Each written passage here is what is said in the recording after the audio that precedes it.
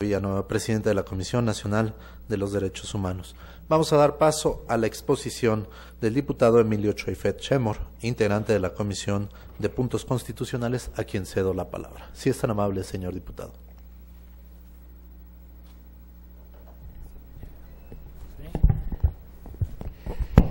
Señores presidentes Castro, Moreira y Muñoz Ledo, señor presidente de la Comisión Nacional de Derechos Humanos, señor senador Pedro Joaquín Codwell, compañeras y compañeros diputados, señoras y señores. Seguramente uno de los diputados que se niega a la reforma, lo intuyo, es el que habla. Y yo quiero aclarar mi posición porque por más que se dice, luego en el camino operan algunas cosas para tergiversar la opinión de Alfonso Navarrete y mía en esta materia. La reforma es buena, la reforma debe aprobarse, la reforma es, como decía, trascendente en materia de derechos humanos desde 1917 y nadie tiene derecho a detenerla. Pero de ahí a no opinar hay un trecho. Y en las sesiones de las comisiones lo que se ha pretendido es que no se haga ninguna reforma, y en eso no estoy de acuerdo. Porque si porque aprobó el Senado unánimemente la reforma, los diputados deben inclinarse respetuosos y votar en cadena, pues eso no lo dice la Constitución. Y como los principios ya están explorados y los entiendo y los celebro, voy a la pedestre tarea de señalar mis objeciones en cuanto a la redacción de 5 o 6 artículos que a mi juicio, con buena voluntad, podemos superar, más allá de que se nos marque, como desde el principio se nos marcó, que el trámite ya no es más que aprobar la minuta o somos traidores a la patria y a los derechos humanos, circunstancia que de ninguna manera acepto.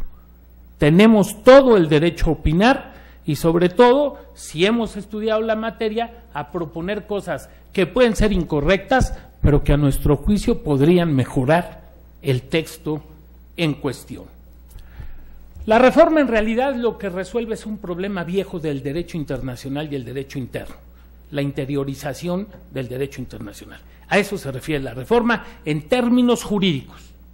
Ahora bien, esa interiorización se hace a través de dos grandes rieles: la ampliación de los derechos humanos incorporando el derecho internacional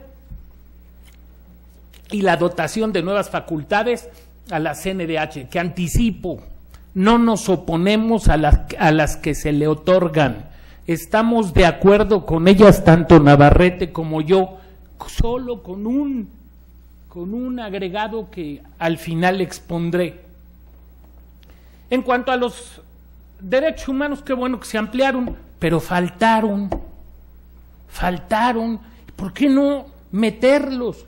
Faltó el derecho a los niños, faltó el derecho de la indemnización, faltó el derecho de protección al honor o a la dignidad, o ese no nos importa como derecho humano, por ese nadie pelea, porque no representa sino pleitos con los poderes fácticos, no vale la pena, o ahí sí no somos modernos y nos quedamos atrás. Y finalmente, el derecho de rectificación o respuesta, todos consignados en la Declaración Universal de Derechos del Hombre y en el Pacto de San José o Convención Americana de Derechos Humanos. No estamos saliéndonos un ápice de lo que los documentos madre de esta reforma señalan en materia de derechos humanos. La nomenclatura, decía Carbonell el 11 de mayo en un seminario en jurídicas, que emplea la reforma, es una nomenclatura equívoca en el sentido castizo de la palabra. Derechos humanos son una cosa, garantías son otra, se mezclan en el mismo capítulo, la exposición de motivos dice que la Constitución dirá que son garantías, no dice, y al final las garantías están en los artículos 103, 105 y 107. Y estos no son elementos de conspiración, son argumentos jurídicos que aspiran a ser contestados jurídicamente. Entonces, tenemos ahí una confusión que se llega incluso al propio capítulo primero por no especificar lo que es persona. El Pacto de San José, en el artículo primero, en el segundo párrafo, dice: para efectos de este tratado, se llama persona a todo ser humano. Cuando yo pregunté por qué en la Constitución no metimos esa definición, se me dijo: porque se sobreentiende, hombre. En derecho no hay sobreentendidos. Tan no se sobreentiende que después, en el mismo capítulo, el 27 constitucional, cuando habla de la superficie que puede tener una persona en el campo como derecho de propiedad, dice: un individuo solo puede poseer 100 hectáreas. O hacemos toda la reforma del capítulo para quedar persona, o metemos una cláusula tipo San José para explicar que en materia de derechos humanos nos estamos refiriendo a seres humanos, o le damos una redacción mejor.